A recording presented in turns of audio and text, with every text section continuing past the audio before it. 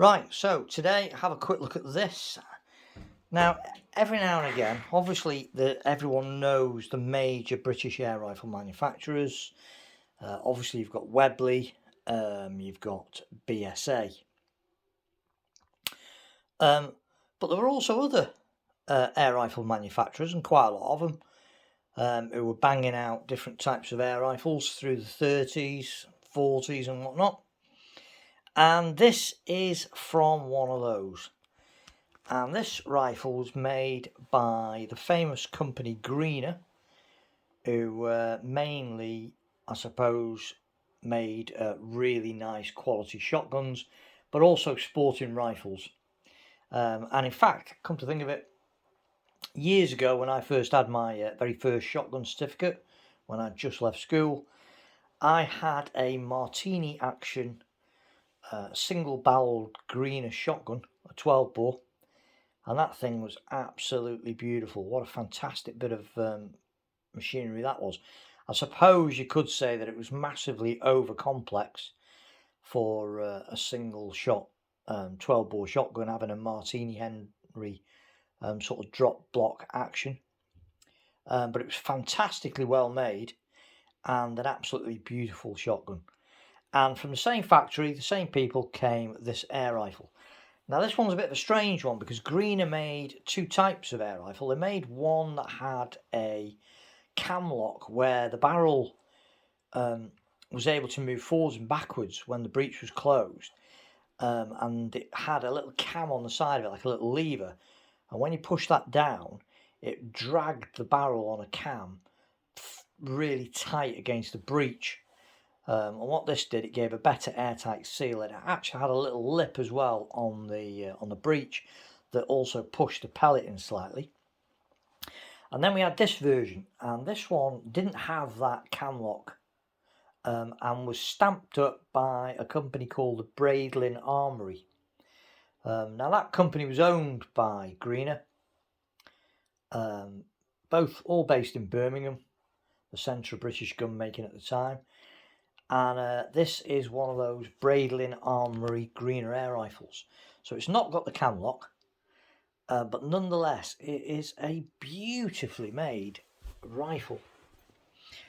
So you can see it's got a really, really, when you think this gun was probably made, I think 1930, something like that. So it's nigh on 100 years old, not so far off.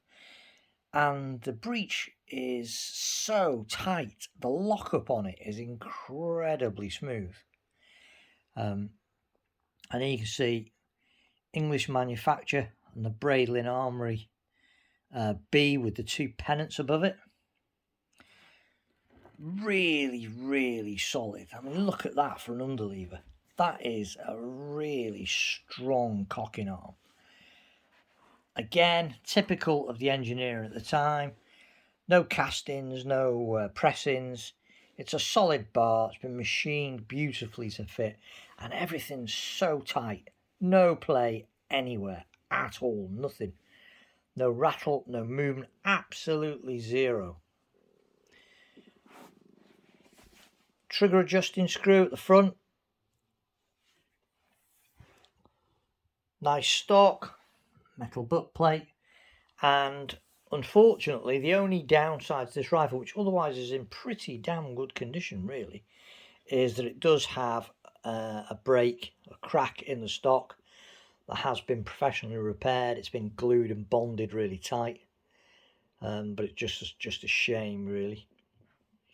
But what a beautiful rifle. Simple sight, non-adjustable. Tap it in its dovetail for windage, but no elevation adjustment on it at all.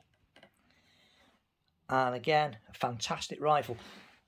Oddly enough as well, look how thick that barrel is.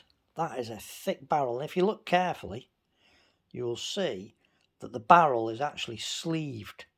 So there's an inner barrel that fits within an outer barrel. So it's got a sleeved barrel arrangement on it. Simple post foresight.